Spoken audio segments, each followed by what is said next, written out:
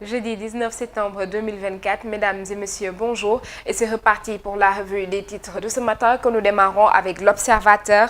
À sa une élection anticipée du 17 novembre, ombre sur les législatives, avis d'un lourd contentieux préélectoral, le non-respect des délais et les inquiétudes des acteurs, a-t-elle sur le pied de guerre vers la saisine de la Cour suprême pour une annulation du décret du président, la chronologie des opérations électorales, l'opposition prise au piège du temps, inondation, Touba, le désarroi et le réconfort, un troisième décès enregistré, 1238 maisons inondées et 16 axes routiers impraticables. Le Khalif offre 200 millions de francs CFA aux sinistrés.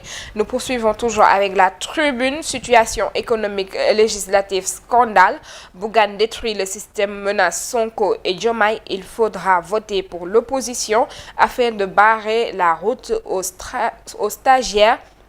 L'hivernage ne saurait être imputé à un parti politique, mais la gestion et la prévention des inondations incombent au gouvernement. Le Sénégal ne mérite pas la tragédie qu'on lui impose dissoudre l'Assemblée nationale pour éteindre les scandales de l'ONAS et de l'ASER.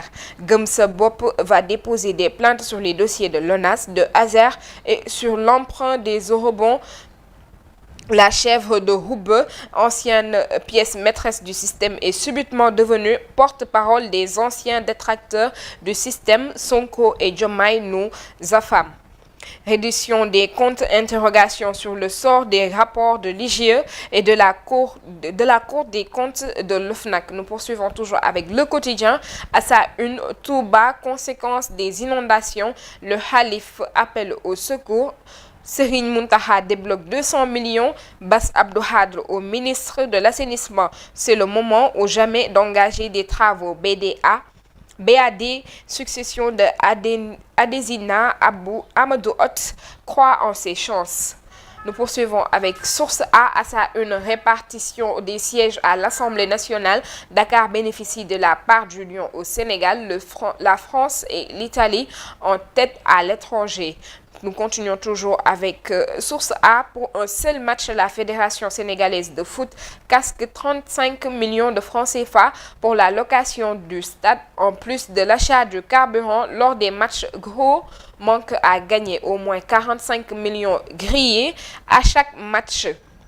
Comme si cela ne suffisait pas, il est venu s'y greffer un manque à gagner de 5 millions de la Fédération sénégalaise de football qui ne gère plus les restaurants du moins.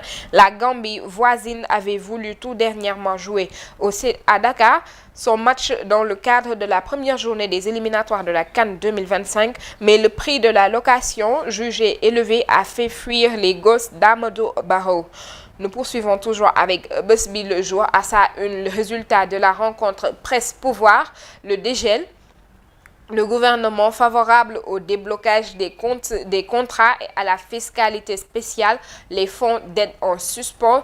Doudou Ndoye mène le débat de main de maître.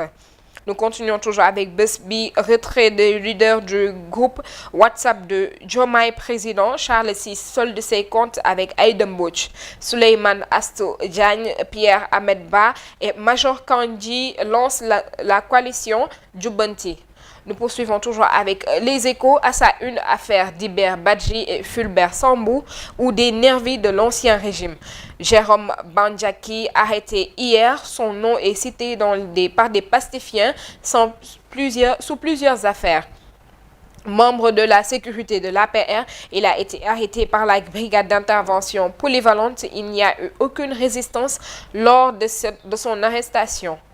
Nous poursuivons toujours avec Vox Populi. À sa une, législative anticipée du 17 novembre 2024. Comment le président Diomaye a bâti le processus électoral. Pas de parrainage, maintien de la caution de 15 millions. Nouveau délai, les détails du décret présidentiel. Le président instruit son gouvernement de prendre toutes les dispositions pour la bonne tenue du scrutin. Toujours avec Vox Populi. Bougane du moins se défoule sur la reddition des comptes, que cette reddition ne soit pas une arme politique. Gumsa Bop va déposer des plaintes sur les dossiers ONAS, ASER et l'emprunt des eurobonds. Et nous terminons cette revue des titres avec le sport. Qualification CAN U20. Sénégal-Gambie, 16h GMT, victoire et demi-finale en mire. Mercato, Djibril Diaw signe au Girondins de Bordeaux Basket. Le BAL prépare le lancement de la deuxième édition du BAL Futur Pro. Ligue des Champions, Lamine Camara finalement apte pour affronter le FC Barcelone.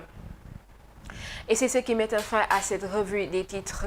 Nous vous donnons rendez-vous demain, Inch'Allah. D'ici là, l'information continue sur Presse Afrique TV HD et presseafriquetv.com.